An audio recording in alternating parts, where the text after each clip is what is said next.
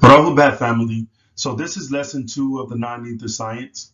Um, it was actually a book that I wrote, and I felt that the book was very extensive, even though I wrote it in the lesson format. And these are the individual lessons that's within inside of the actual book. So I put out lesson 1, and it's on my YouTube channel, Non Nation Media, for those who want to actually view it and kind of sort of assess and analyze the information.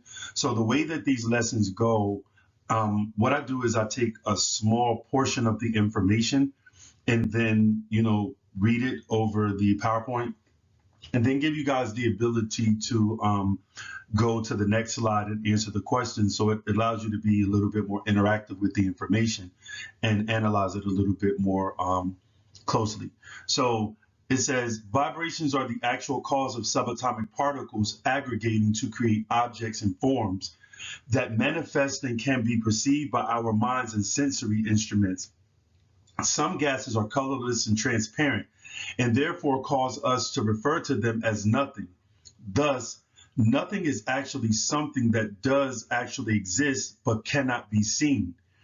The faster the speed of vibration of an object or a form's subatomic particles, the more undetectable it is by our senses. The slower the vibration is, the more detectable objects and forms are. Consciousness itself is a substance called ether in ancient African theology. It is the fastest vibrating thing that exists. Consciousness acts as a medium which propagates electromagnetic radiation. It is the substance that makes up the actual space between us.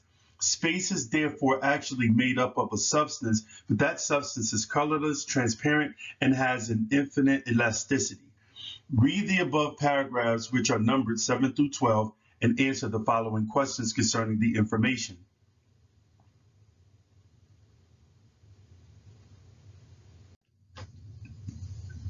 Question 1.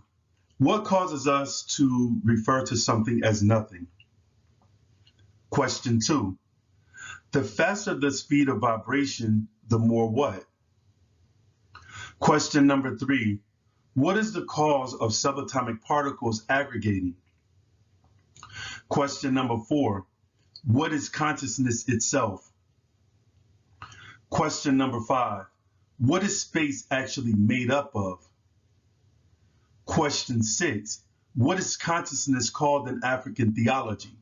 So if you guys actually go back through the information and read the paragraphs, it will pretty much give you the answers. And I think that this is a great way for individuals who would like to study in a more comprehensive way to actually retain the information, because you can also go back and do research either through dictionaries or other books and other sources that will help you kind of sort of identify the facts within inside of the information.